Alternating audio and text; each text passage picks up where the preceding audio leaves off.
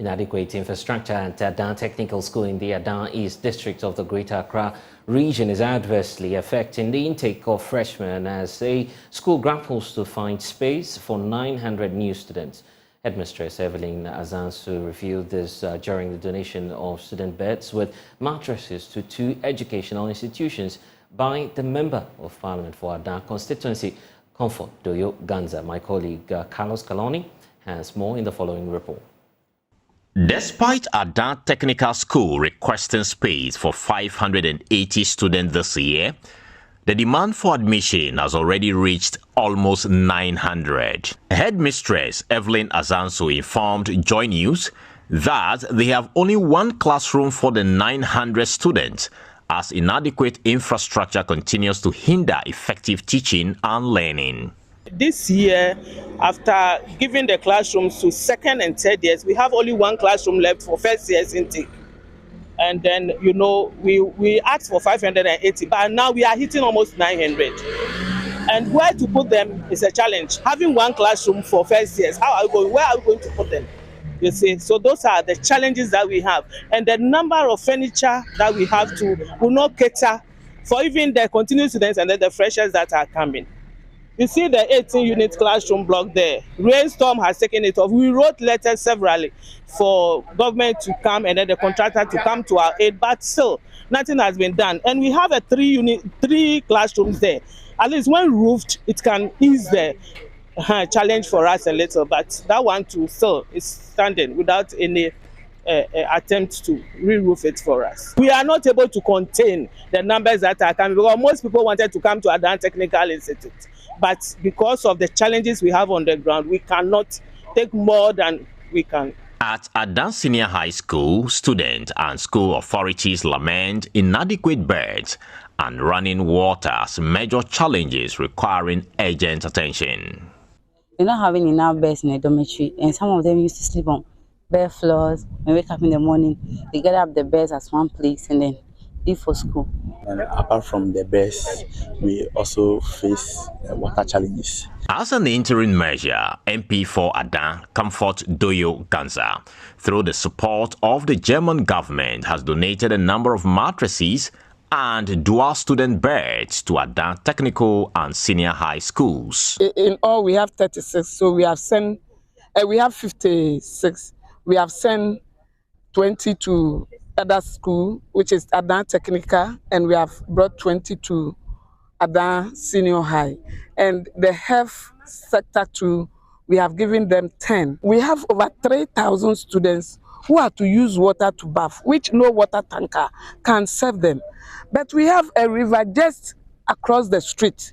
So if we get a pumping machine, that can pump water from the river to this side, it's a clean water. They can use it for the high shores, like washing and bathing. That can solve a lot of problems for us. District Chief Executive for the area, Sarah Dugbaki Pobi, revealed that interventions have been included in the Assembly's 2024 budget to address the infrastructure challenges facing the schools. I think in 2024 budget, we have put in rehabilitation of schools.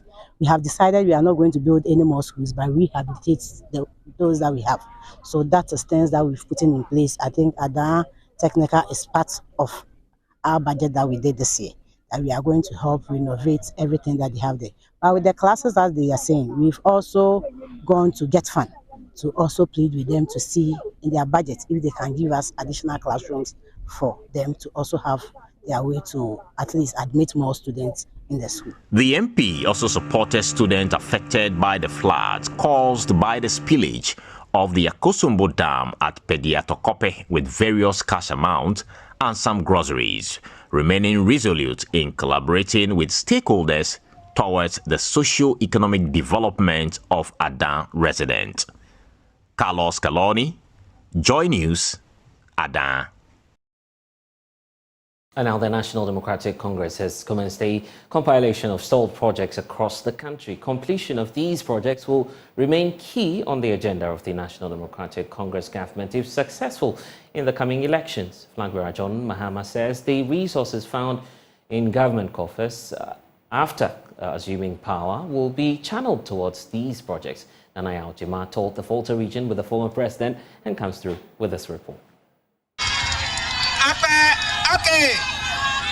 Calls for completion of stalled projects in various parts of the country have become repetitive on the Building Ghana tour of the NDC. In the party's stronghold, the Volta region, the National House of Chiefs was among groups to make the call. Vice President of the House, Togbe Patamiajekle VII, drew the attention of John Mahama to the stalled Eastern Corridor Road, started under his administration.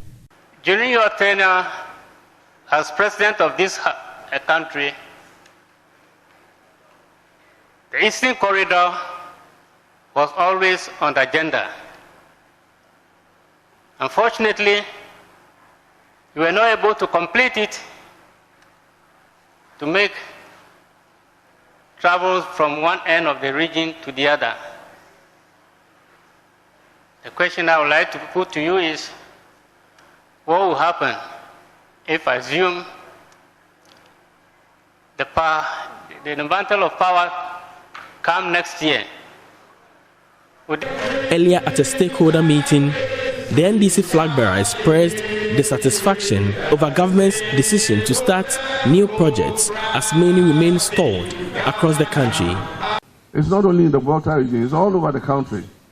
All the projects that they inherited, they have abandoned. And they themselves have started projects that they know they cannot complete. And yet, instead of finishing the abandoned projects and ongoing projects, they've started new projects, Agenda 111. Some of them are at foundation level, some they've raised the block work, but they know that they cannot finish it before they leave. So what they'll do is they'll just push it on to somebody else and say, oh, we started this and you came and you've abandoned it. But look at the mess you've created. Where are we going to get money to finish all those projects? But I have pledged that we would restrain ourselves from starting new projects. Whatever little resources that we come and meet, we will send it into completing the ongoing and abandoned projects. And so I was talking to our General Secretary, and I said we wanted our party executives and our organizers to start constituency by constituency identifying abandoned projects in your constituencies. Some of them are in the secondary schools, abandoned dining hall blocks, abandoned dormitory blocks. Let's take an inventory of them so that when we come into office, we know the projects that we are dealing with. And as we free up fiscal space, we will apply those monies to continue with those projects. Meanwhile, stalled projects funded by the GET Fund have come up strongly. Mr. Mahama details the NDC's solution. Infrastructure is common to everybody. Infrastructure has come to a standstill because the GET Fund has been collateralized. This government has taken the GET Fund in advance and used it. And so all the money that is coming in the GET Fund today is going to pay the debt for the money that they have taken. And that's why all the projects on your campuses have come to a standstill.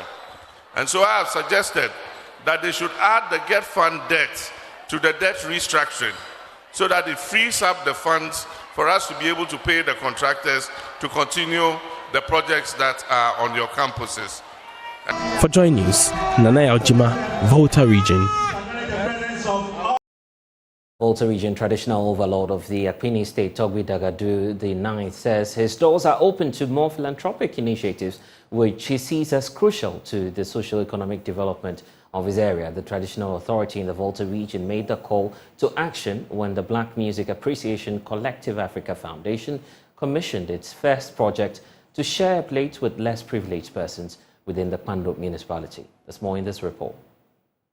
It's all about putting a smile on the faces of people.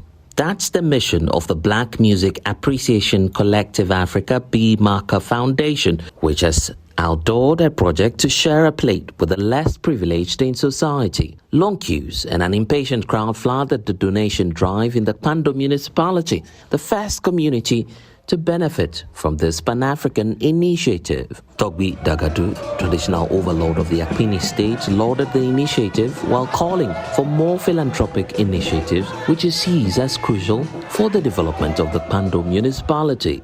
We have a lot of warriors and titans in our Akpini area, and Victor Ahiakpo has demonstrated he's one of them. I've said it before that our leadership is like an electrical extension board. If you have something to offer, you come and see the leaders and you plug in. And if everybody plugs in, we will see progress. Our sitting here today is demonstrable of that theory. Chief Executive Officer of the Bimaka Foundation, Nancy Eko, says her outfit is on a drive to support vulnerable communities across Africa while developing more talents from these communities. So the foundation is all about helping the needy, the widows, the orphans, and all kind of people who doesn't have it like in real life. And but the organization that is especially about education, appreciate our own talents. So we want to bring all our talents together, and we have more bigger programs for this. So we started with the launching of this foundation today in Kompo. It is not only about Ghana, but because I choose Ghana, because I think I feel good in Ghana, so we do it first here, and then we bring it further. So it's not only about Ghana, but it's about the collective of Africa. Member of Parliament for the area, De La Soa, and Municipal Chief Executive Joe Badasu were all full of praise for this initiative. I'll say that Kpando feels thankful and honored because, like we are saying, this is an international or African program, and Kpando being the first place that the program is organized, it's a huge honor to our community. I'm even short of words. I at least expected the program to be this way, and so long as I remain in office, the Assembly will also support this program, so that at least the less privileged in society, once in a while, at least can say, oh, there are some people out there who care so much about them. Share a Plate project in the Kpando municipality also saw lots of giveaways and other surprises.